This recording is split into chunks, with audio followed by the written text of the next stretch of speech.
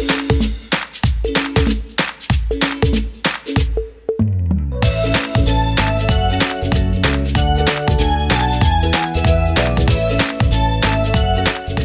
बच्चों, आज मैं आपको आपकी उत्कर्ष हिंदी पाठमाला का पाठ 10 कृष्ण गान पढ़ाने जा रही हूँ, जो कि एक कविता है।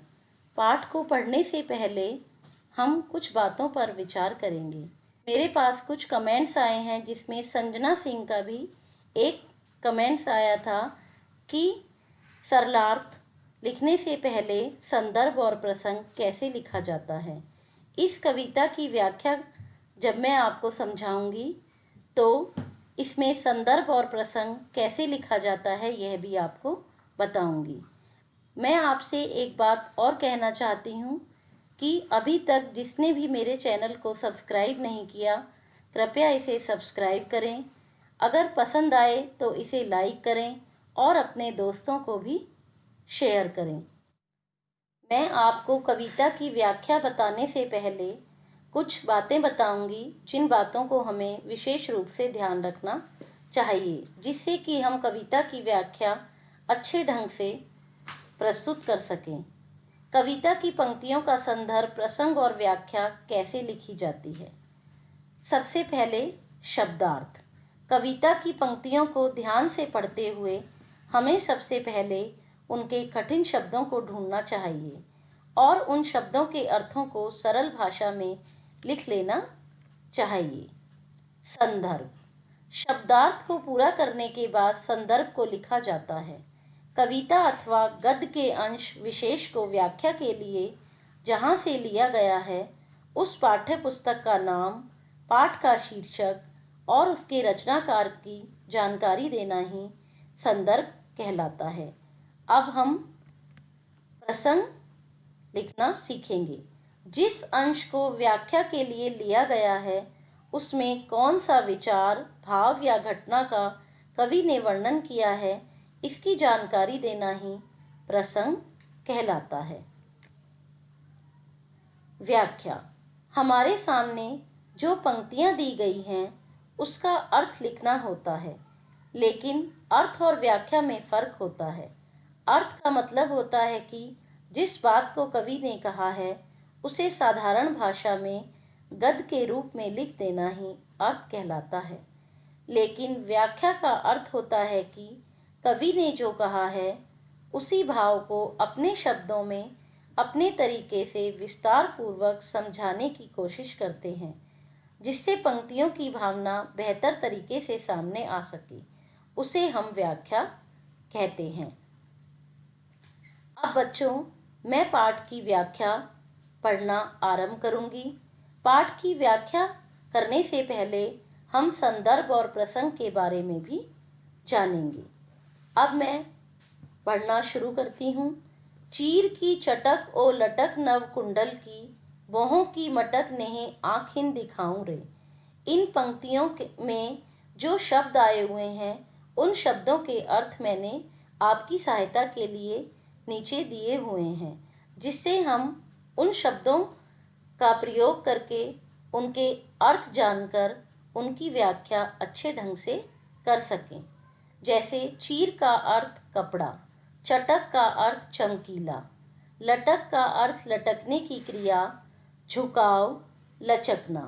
नव का अर्थ होता है नया, मटक का अर्थ होता है मटकना, इतराना। नव कुंडल का अर्थ होता है कानों में पहना जाने वाला एक प्रकार का आभूषण। इन पंक्तियों का अर्थ जानने से पहले हम संदर्भ के बारे में जानेंगे कि संदर्भ कैसे लिखा जाता है। प्रस्तुत पंक्तियां हमारी पाठ्य पुस्तक उत्कर्ष हिंदी पाठमाला के कृष्ण गान नामक कवित्त से ली गई हैं।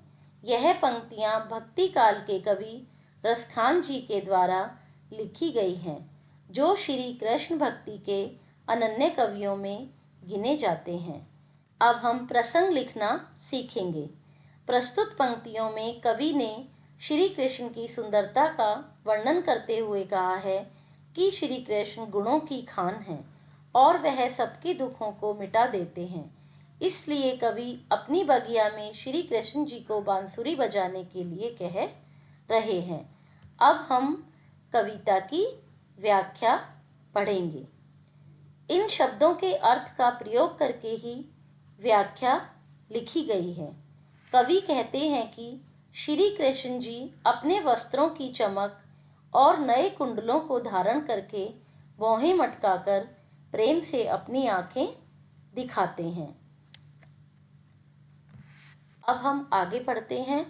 मोहन सुजान गुण रूप के निधान फेरी, बांसुरी बजाई तनु तपन सिराऊ रे। इन शब्दों का अर्थ जो इन पंक्तियों में आए हुए हैं, मैं आपको इनका अर्थ बताती हूँ। सुजान का अर्थ होता है परमात्मा, निधान का अर्थ होता है खजाना, आश्रय, नेह का अर्थ होता है प्यार, प्रेम, तनु का अर्थ होता है शरीर, तपन का अर्थ होता है गर्मी, सिराऊ का अर्थ होता है ठंडा, समाप्त। अब हम इन्हीं शब्दों के अर्थों का प्रयोग करते हुए व्याख्या लिखेंगे। मोहन सुजान गुण रूप के निधान फेरी, बांसुरी बजाई तनु तपन सिराऊ रे। हे मोहन, हे परमात्मा, आप गुण और रूप का खजाना हैं, अर्थात हे कृपा निधान, आप गरीबों को आश्रय देने वाले हैं।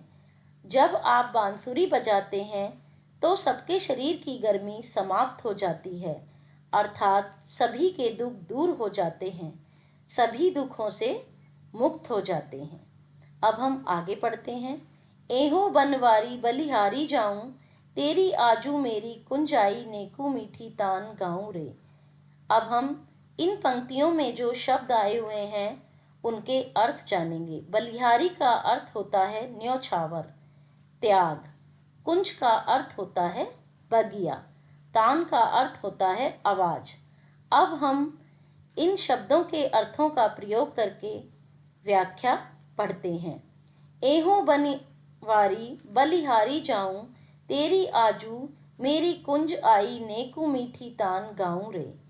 अब मैं इन पंक्तियों में आए हुए शब्दों के अर्थ को प्रयोग करते हुए आपको व्याख्या समझाती हूँ।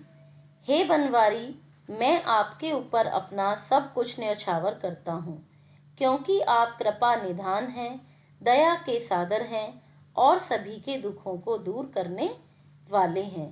इसलिए आप मेरी बगिया में आइए और अपनी बांसुरी की मीठी आवाज सुनाकर सबके दुखों को दूर कीजिए। नंद के किशोर चित चोर, मोर पंख वारे, बंसी वारे सांवरे, प्यारे इत आऊ रे। अब हम इन पंक्तियों में जो शब्द आए हुए हैं उन शब्दों के अर्थ मैं आपको बताती हूँ। चित चोर का अर्थ होता है मन को हरने वाला। सांवरे का अर्थ होता है श्याम रंग वाले, अर्थात श्री कृष्ण। इत का अर्थ होता है इधर।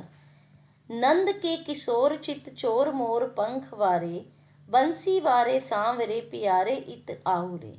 अब इन पंक्तियों में जो शब्द आए हुए हैं उन शब्दों के अर्थों का प्रयोग करते हुए मैं आपको व्याख्या समझाती हूँ। हे नंद के लाडले, मन को हरने वाले, मोर पंख को धारण करने वाले, बंसी वाले, श्याम रंग वाले प्यारे श्री कृष्ण, मेरे यहाँ आओ और अपनी बांसुरी की धुन से सबके दुखों को दूर करो। अब आगे पढ़ते हैं। यह रसखान द्वारा लिखा गया समैया है। पहले हम जो पढ़ रहे थे वो कवित था, अब हम पढ़ेंगे सवैया।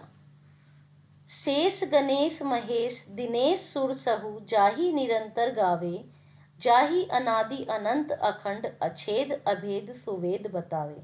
व्याख्या पढ़ने से पहले हम इसका प्रसंग जानेंगे। प्रस्तुत पंक्तियों में रसखान जी ने बताया है कि जिन महाप्रतापी महाज्ञानी श्री कृष्ण की एक झलक पाने के लिए सभी देवतागण, इंद्र, नरेंद्र, महेंद्र और ऋषि मुनि अनेक प्रयत्न करते हैं और उसी कृष्ण के प्रेम में डूबी हुई गोपियां अपने थोड़े से छाछ को देने के लिए उनको अपने इशारों पर नचाती फिरती हैं। व्याख्या बताने से पहले मैं पंक्तियों में आए हुए शब्दों के अर्थ को आपको जो शब्द के अर्थ हैं वो बताऊंगी। शेष का अर्थ होता है शेषनाग, निरंतर का अर्थ होता है लगातार, अनंत का अर्थ होता है जिसका कोई अंत ना हो, अभेद का अर्थ होता है जिन्हें भेदना संभव नहीं, अनादि का अर्थ होता है जिसका कोई आरंभ ना हो, अखंड का अर्थ होता है जिसके टुकड़े नहीं हो सकते, सुवेद का अर्थ होता है चार वेद। शेष गणेश महेश दिनेश सुर सहु जाहि निरंतर गा अवे, जाहि अनादि अनंत अखंड अछेत अभेद सुवेद बतावे। अब इन पंक्तियों में आए हुए जो शब्द हैं और जो मैंने आपको शब्दों के अर्थ बताए हैं, उन्हीं अर्थों का प्रयोग करते हुए मैं आपको व्याख्या समझाती हूँ। रसखान जी कहते हैं कि शेष यानी शेषनाग, गणेश यानी गणेश, महेश यानी भगवान शिव जी, दिनेश यानी सूर्यदेव, यह सभी देवतागण जिसकी यहाँ पर श्री कृष्ण को बताया गया है, वो उनकी पूजा करते हैं। सभी जो देवतागण हैं वे अनादि हैं। इन्होंने श्री कृष्ण के बारे में बताया है कि वे अनादि हैं, अर्थात उनका कोई आरंभ नहीं है, जो सदा से चले आ रहे हैं। वे अनंत हैं, अर्थात जिनका कोई अंत नहीं है, जो असीम हैं। वे अखंड हैं, अर्थात वे संपूर्ण हैं, उनके खंड नहीं किए जा सकते, अर्थात उनके टुकड़े नहीं किए जा सकते। यहाँ जो खंड है उसका अर्थ है टुकड़े। वे अछेद हैं, अर्थात वे व्यवधान रहित निष्कपट हैं। वे अभेद हैं, जिन्हें भेदना संभव नहीं है, ऐसा चारों वेदों में बताया गया है। नारद से सुख व्यास रटे पांचिहारी, तऊ पुनि पार न पावे, तही अहीर की छोरियां छछिया भरी छाछ पे नाच नचावे। अब इन पंक्तियों में जो शब्द आए हुए हैं उनके अर्थ मैं आपको बताती हूँ। अहीर का अर्थ है ग्वाला, छोरियां का अर्थ है लड़कियां, छाछ का अर्थ है मट्ठा, छछिया का अर्थ है छाछ रखने या नापने का बर्तन। अब इन शब्दों के अर्थों को प्रयोग करते हुए मैं इन पंक्तियों की आपको व्याख्या बताती हूँ। नारद शुक व्यास जैसे ऋषि मुनि, इनके यहाँ पर श्री कृष्ण के बारे में बताया गया है कि नारद शुक व्यास जैसे ऋषि मुनि श्री कृष्ण के बारे में जानने का प्रयत्न करते हैं पर हार जाते हैं।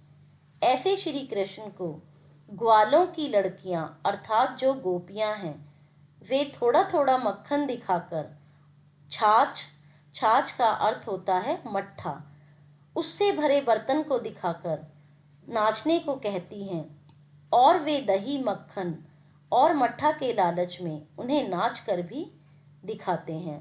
बच्चों, अब मैं इस पाठ को समाप्त करती हूँ।